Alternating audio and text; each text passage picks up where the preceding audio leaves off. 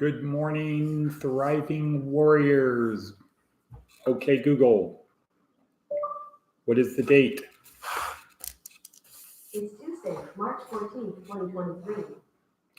Okay, Google, what time is it? It's 6:03 a.m. Alrighty then. And okay, Google, what is the weather? It's 51 and partly cloudy. Today, it'll be raining with a high of 60 and a low of 51. Okay, doesn't look like rain, but all right. Okay, so once again, here we are at the Department of Career Services at Thriving Warrior, where our goal is simple. What is our goal? Nobody's there. What is our goal? Goal is to help you get from point A to point B. How do we do that? We do it through a series of breadcrumbs. This is the first breadcrumb.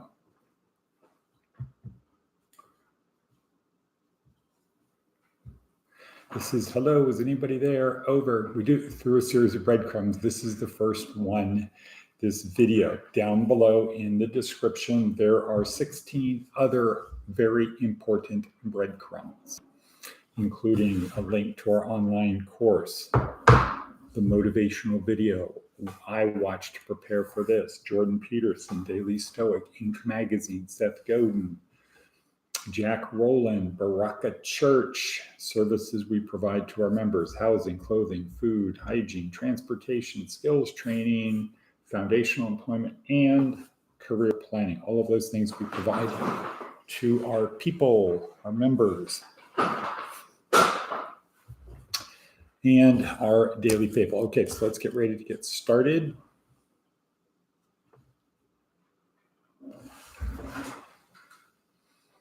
How do we do that? We strap on our virtual metaphorical seatbelt. Get ready, taking this seriously. We next get our cup of coffee. For that, I'm doing something new, starting something new, which is half powered coffee.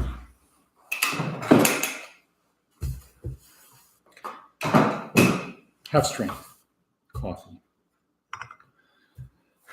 Because I'm drinking coffee all day long. Okay, next is our theme. So every day, every podcast has a theme. You want to get from point A to point B on your journey towards success, Phil. The thing that is not a sprint, it's not a marathon, it is a lifetime adventure that you get to make whatever the adventure is you want, but it's an adventure. So next breadcrumb is our theme. Today's theme, you want to get from point A to point B, be a creator of your life, not a victim. Become a creator, not a victim.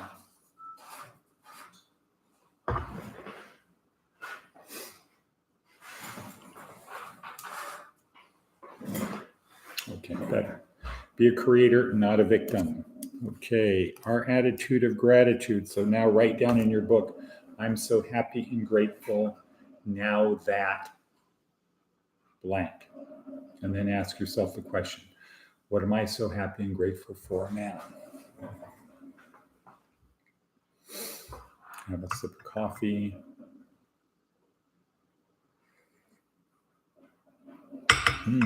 There's Charlene.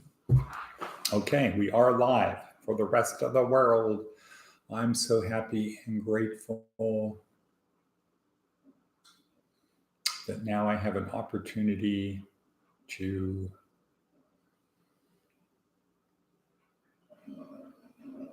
make things happen.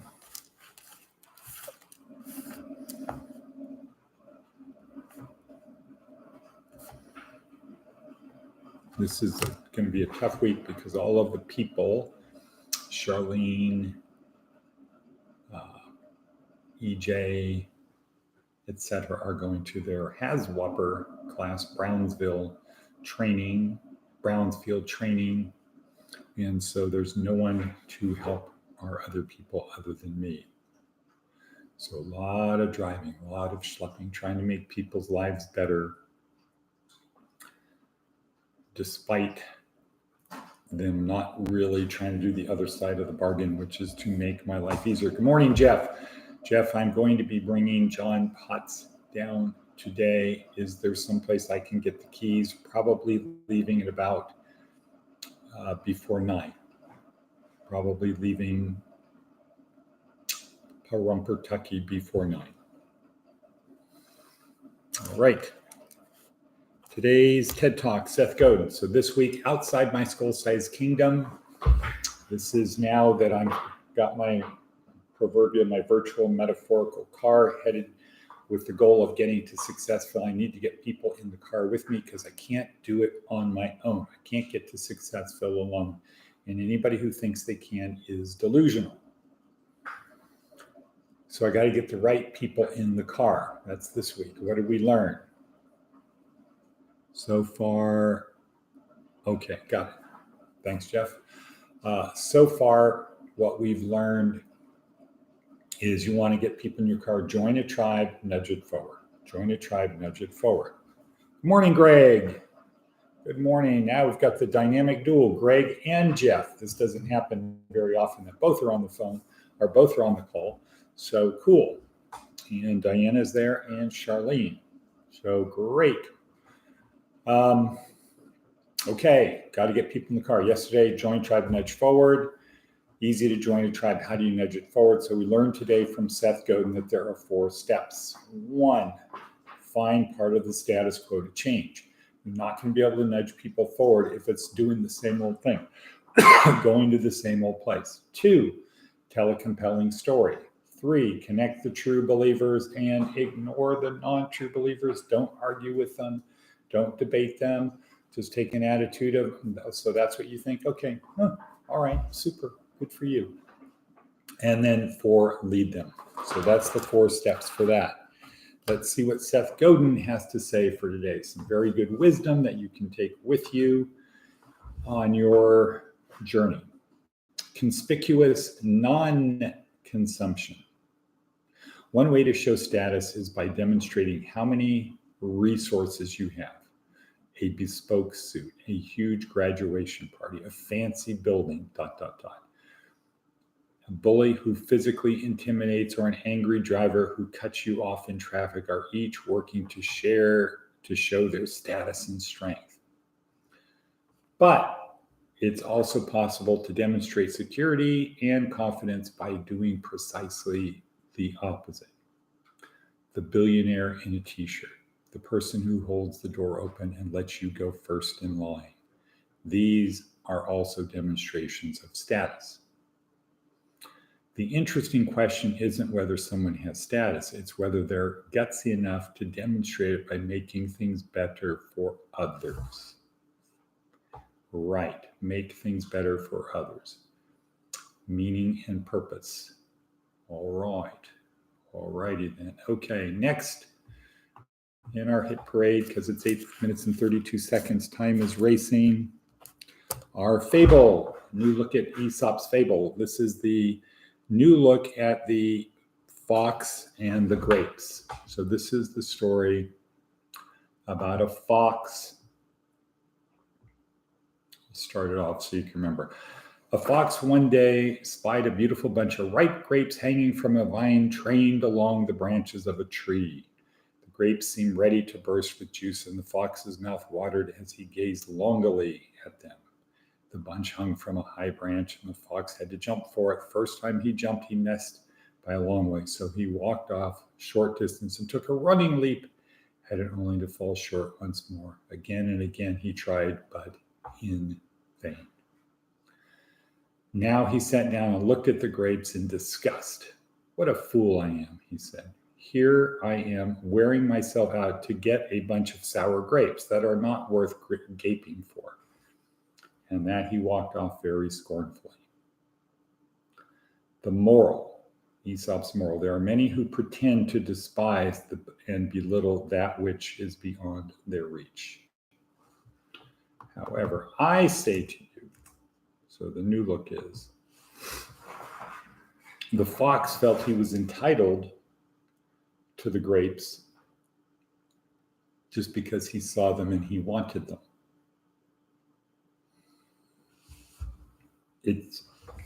And he didn't get what he wanted. It's natural to get mad when we don't get what we want. But was the fox entitled to the grapes anyway?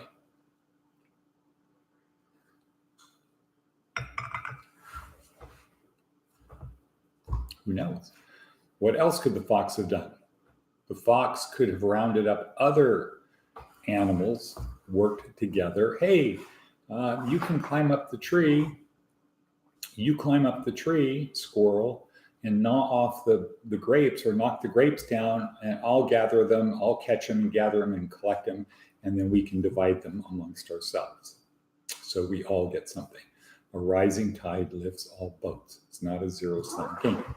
So things worked out as they should, though not for the reason the fox thought. And so that's another thing is oftentimes things work out for the way they're supposed to, but we don't really understand why they did it, and we attribute it to the wrong thing, but it worked out that way. So in Stoicism, it's do the right thing in the right way for the right reason at the right time. Got to do all four of those. You can't do the right thing for the wrong reason and take credit for it. Okay, so there we are. Now, back 11:35, we've got 3 more things. Imagine you're a craftsman building a table, and the accomplishments of your life will be on that table. You need a table that's big enough and strong enough to hold those accomplishments. So you have to build the table, then you put the stuff on it. So another way to look at it is there are 3 stages in life: learning, earning, and yearning. And learning is like building the table. Earning is like putting stuff on the table. And then yearning, the more you learn, the more you earn, the less you yearn.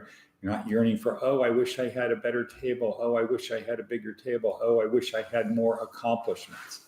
Learning, earning, and yearning, building a table. So we have 4 legs that we help you build 4 legs on this metaphorical table of life: physical, fitness and health; mental, learning; remembering, communicating; emotional.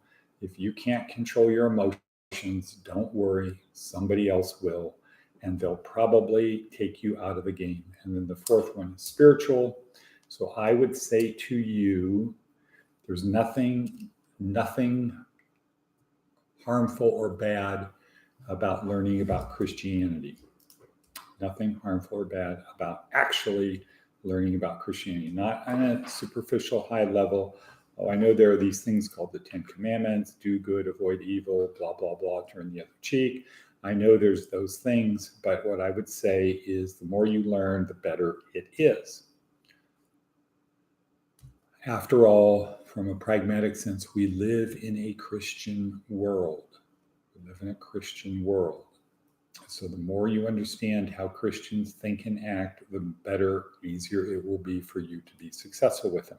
However, the more so you could start out for practical reasons to understand Christianity, and then the seed will be planted, or the spark within you will be fanned, and you will do much better. So, having said that, move on to the next one, which is what, Diana, if you're still there? Navy SEAL Maxim. Yesterday was the only easy day. Good, Diana, thank you. And how's the weather up there, by the way? You want to get from point A to point B, where B is better, act such that yesterday was the only easy day. And following the Seth Godin blog posting today, just try to help someone else a little bit more today. Just try to do a little bit more to help someone else today than you did before, than you did yesterday. Do one additional small act of kindness to make somebody else's life easier or better. Next, that's the Navy SEAL Maxim. Last Maxim, if you're still here, that means God isn't through with you yet, because after all, if, as the evangelical Protestants say, the purpose of our life is to honor and worship God so that we spend eternity with him, If we're not there with him, there must be a reason. And that reason could be probably is he's just not through with this yet. There's something else we need to do, get to do, have the opportunity to do. So let's look for that because we only have one life here on earth. Let's make the most of it. And with that, thank you, Diana. It's good, cold. And with that, Diana says, and cut. So we've got a cut and boom.